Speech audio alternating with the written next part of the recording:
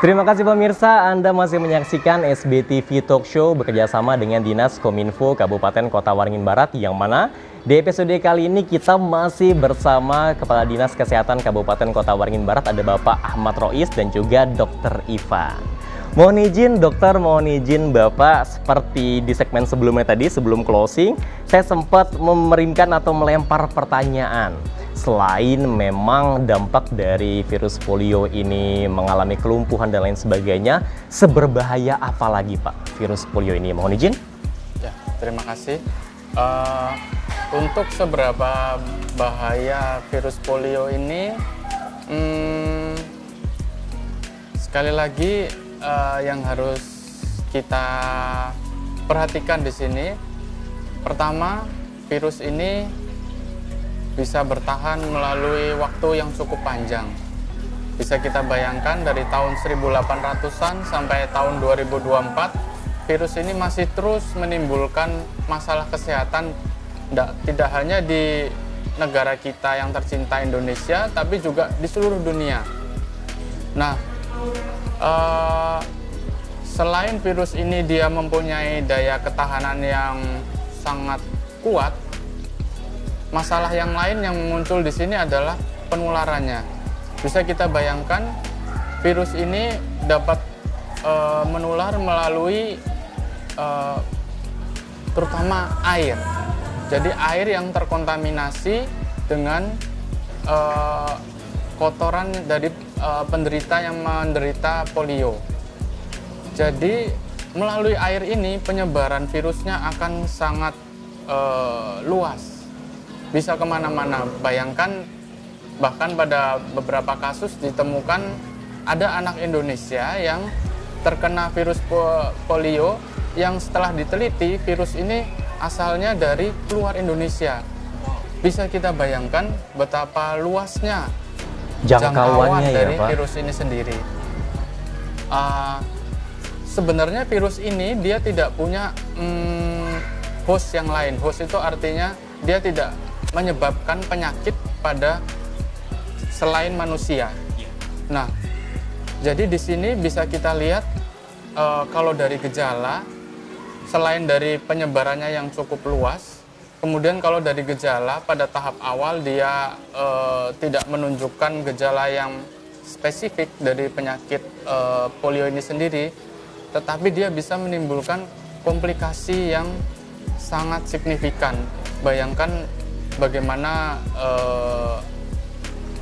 kalau dalam tahap kecil, dalam skala mikro kita lihat bagaimana kalau penderita polio ini menderita kecacatan seumur hidup, bagaimana nanti hidupnya ke depan begitu.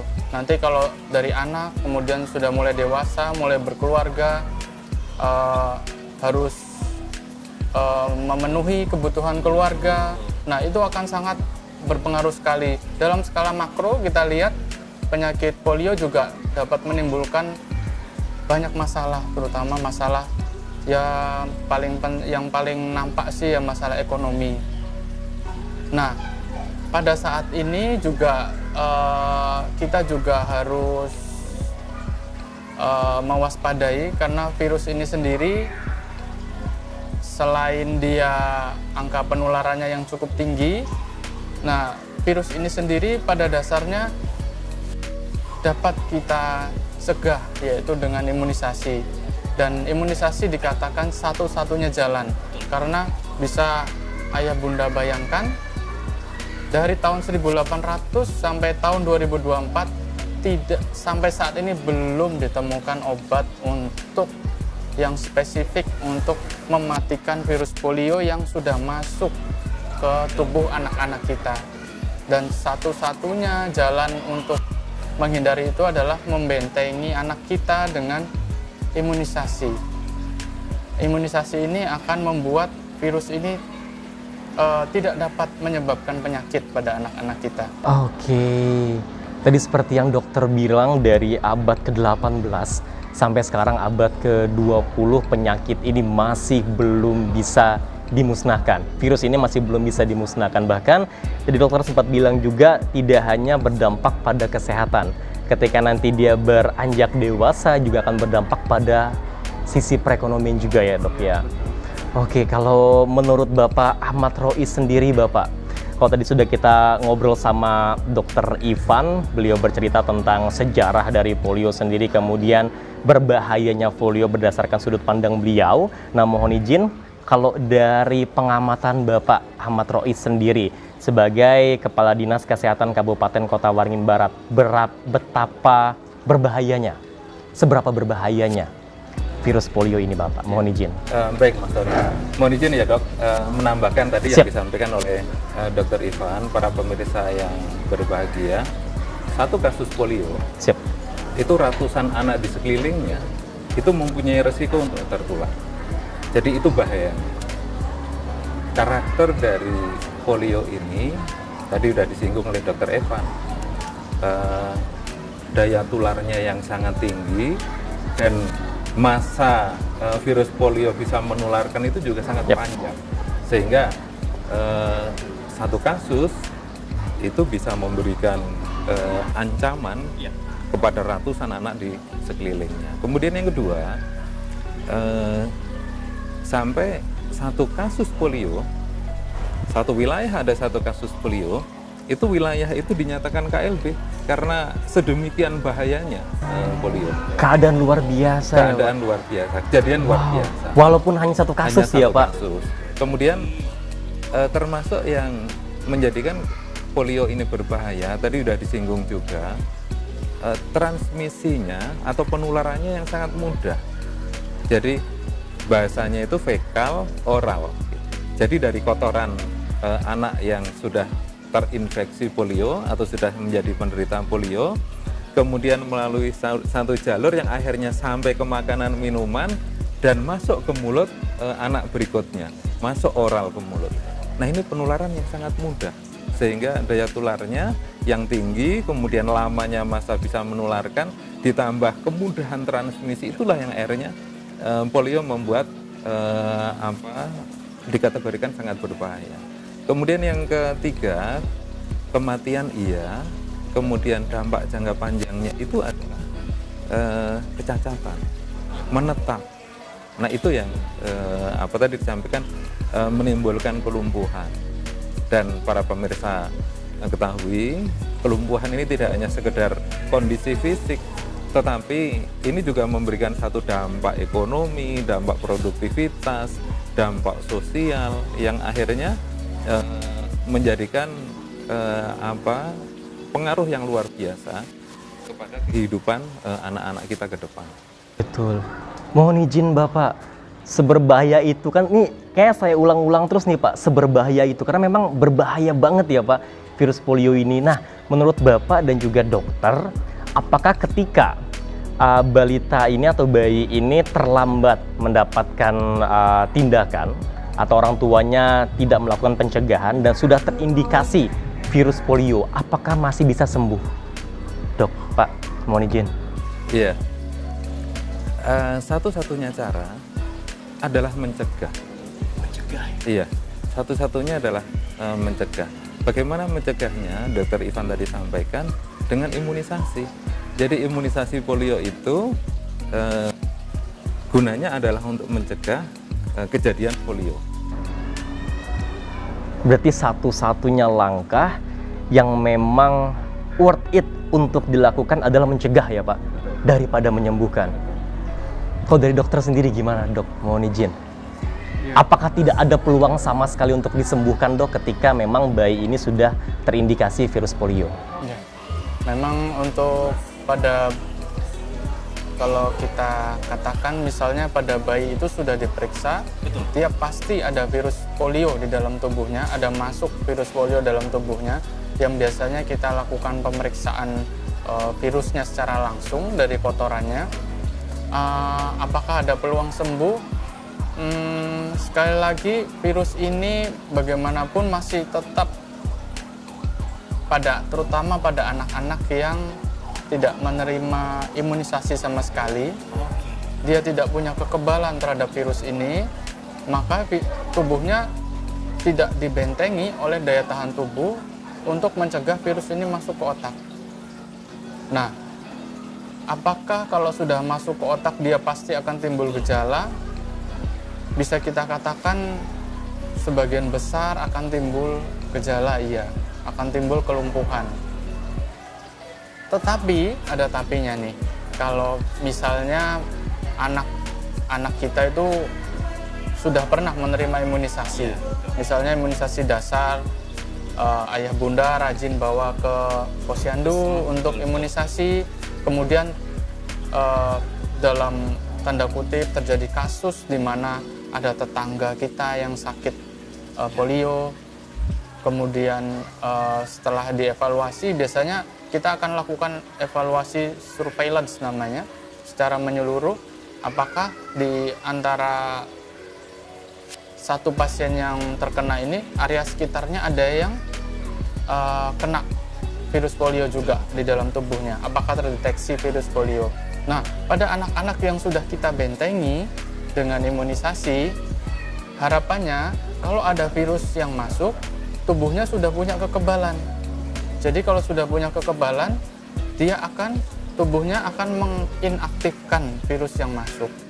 Jadi kalaupun timbul gejala, biasanya gejala ringan saja, hanya demam ringan, ya seperti anak-anak yang lagi mau batuk pilek aja, yang mau kena flu aja. Tapi setelah itu virusnya ini sendiri akan diinaktifkan oleh daya tahan tubuhnya. Karena itu di sini kita bisa semakin melihat betapa pentingnya imunisasi pada anak-anak kita. Berarti memang buat semua masyarakat, baik itu yang melihat SBTV Talk Show kali ini, memang penting buat ayah dan bunda yang sayang buah hatinya untuk melakukan imunisasi ya, Dok. Satu-satunya langkah yang harus dilakukan untuk mencegah buah hatinya terpapar dari virus polio ini adalah imunisasi di posyandu. Nah, kalau untuk situasi di Indonesia, Bapak, kalau tadi kan Dokter Ivan sudah cerita berkaitan dengan sejarah dari virus polio ini, kemudian Dokter Ivan menjelaskan secara umum berkaitan dengan gejala, kemudian apa yang harus kita lakukan terkait dengan virus polio.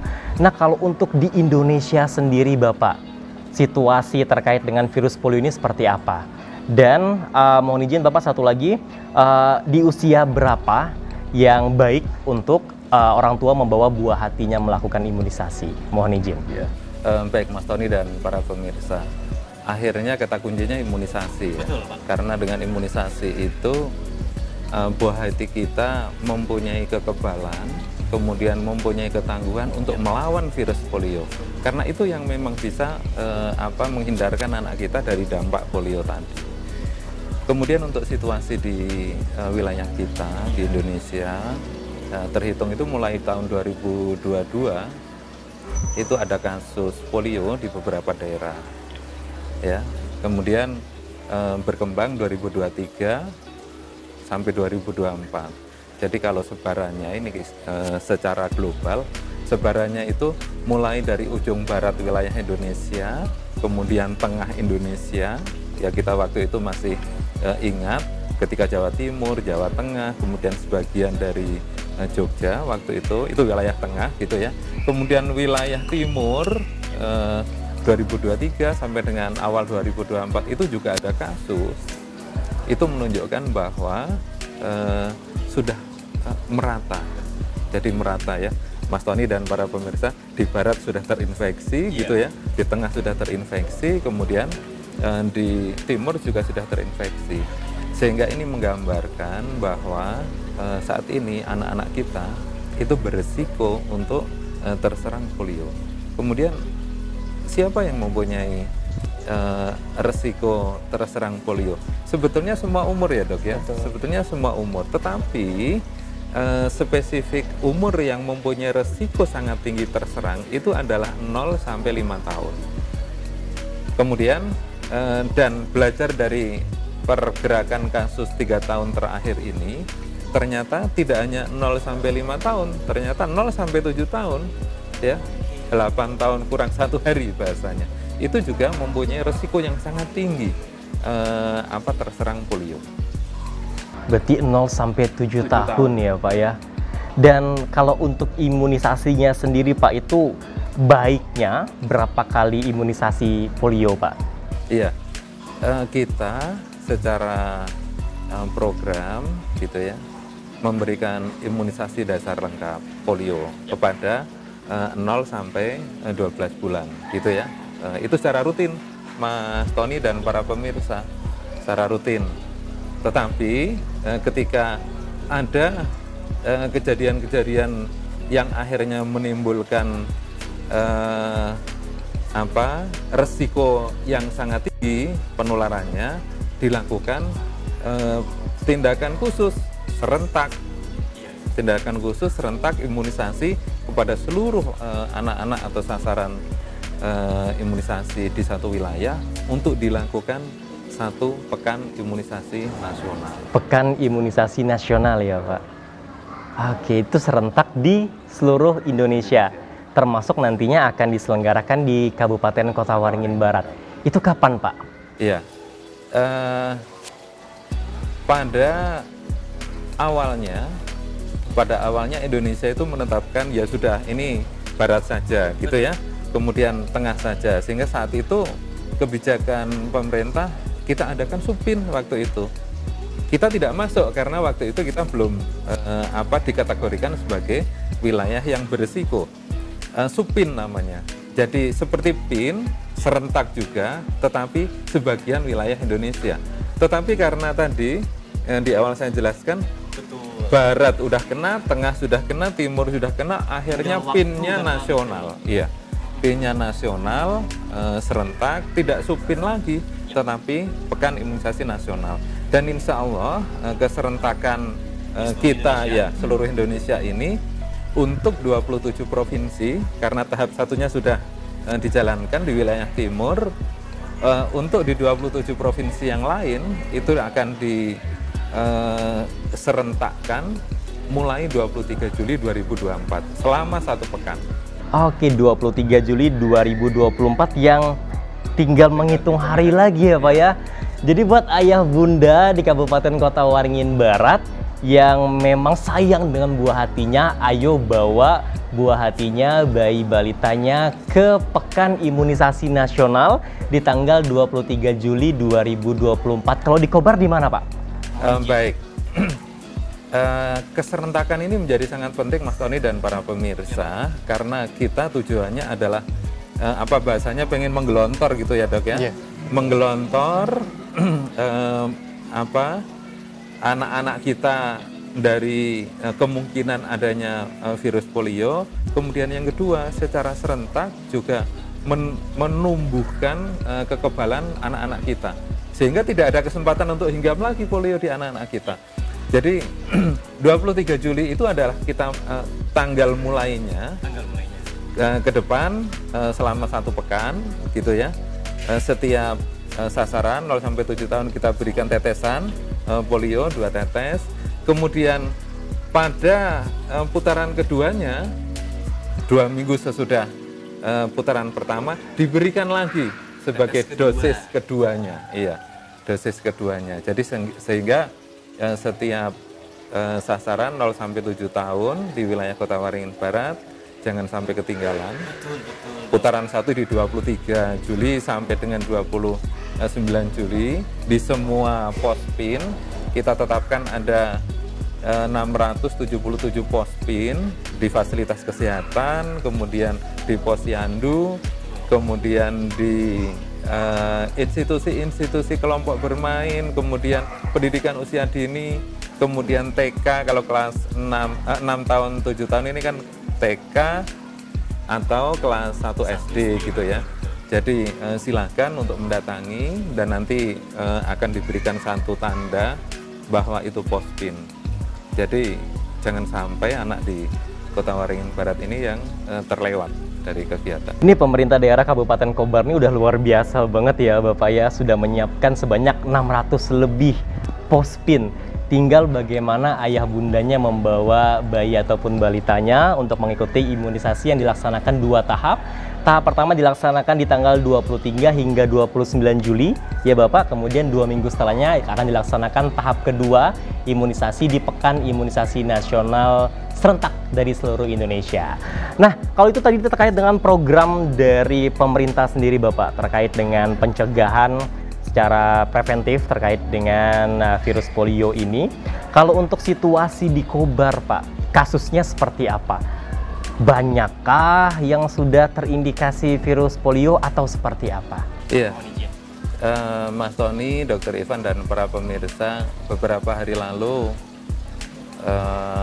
kita bersyukur gitu ya, karena kita itu di setiap wilayah, Mas Tony, mempunyai kewajiban gitu, mempunyai kewajiban untuk menunjukkan bahwa kita memang betul-betul tidak sedang tertular gitu wilayah kita.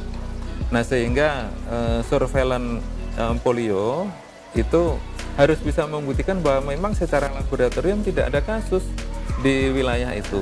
Jadi syukur alhamdulillah beberapa hari lalu kami mendapatkan hasil laboratorium dari Kementerian Kesehatan. Kita mengirimkan 4 sampel dari anak-anak yang ada gejala mirip polio, gitu ya, mirip polio. Kemudian kita kirimkan sampel itu dan syukur alhamdulillah hasilnya udah keluar dan keempat-empatnya negatif.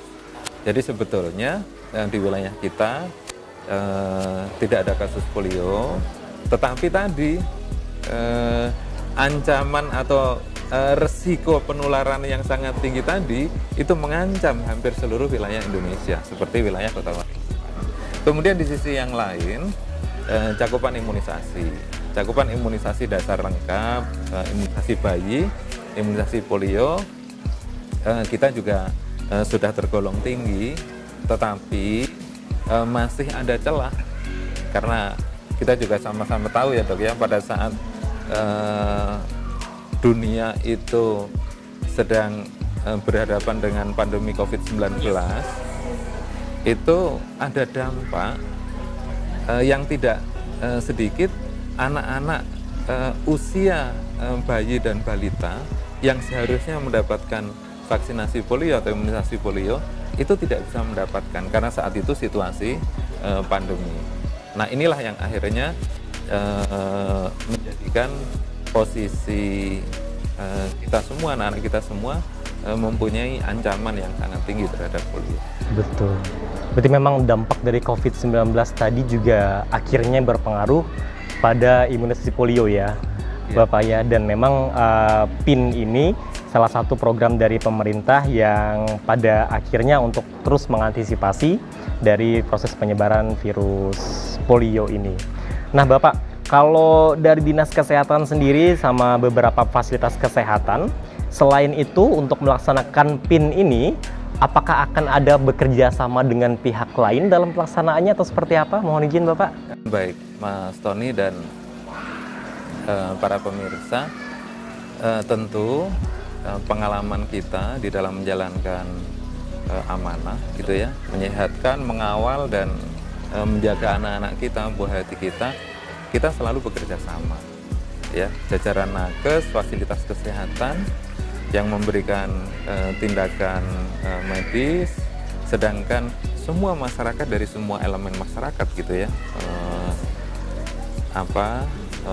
masyarakat, kemudian kelompok masyarakat, tokoh, kemudian termasuk dunia usaha, kemudian beberapa institusi yang memang mengampu sasaran imunisasi yang banyak, itu juga mempunyai peran penting di dalam hal menggerakkan sasaran. Karena saya yakin nanti anak-anak ini pada pelaksanaan PIN itu harus bergerak menuju pos PIN, dan inilah kesempatan dari semua pihak, para pihak untuk berkontribusi, ayo bersinergi, gotong royong, kita antarkan anak-anak kita jaga dan kita selamatkan anak-anak kita dari risiko polio untuk datang ke pos PIN. Kemudian yang tidak kalah penting, semua masyarakat khususnya para orang tua sasaran, ayah bunda tadi, ini juga jangan sampai ketinggalan informasi. Karena tadi dijelaskan Dr. Ivan gitu ya, kemudian saat ini juga kita bekerja sama dengan rekan-rekan media, kemudian publikasi dan sosialisasi, sama-sama menjalankan satu perjuangan gitu untuk memberikan pemahaman yang baik kepada masyarakat khususnya ayah bunda sasaran imunisasi ini untuk mempunyai pemahaman yang baik. Karena dengan itulah akhirnya nanti ayah bunda membawa, seiring dengan kita mempunyai semangat juang yang tinggi untuk mengamankan dan mengawal amanah kita. Luar biasa ya Pak. Jadi memang pemerintah ini semangat untuk melaksanakan PIN, kemudian berbagai stakeholder juga ikut bekerja sama untuk mensukseskan pelaksanaan Pekan Imunisasi Nasional tahun 2024 ini. Baik pemirsa SBTV Pangambun, masih banyak hal yang akan kita bahas bersama dengan Bapak Ahmad Rois dan juga Dr. Ivan. Jangan kemana-mana, tetap di SBTV Talk Show. Akan kita bahas lebih lanjut tentang pelaksanaan PIN 2024.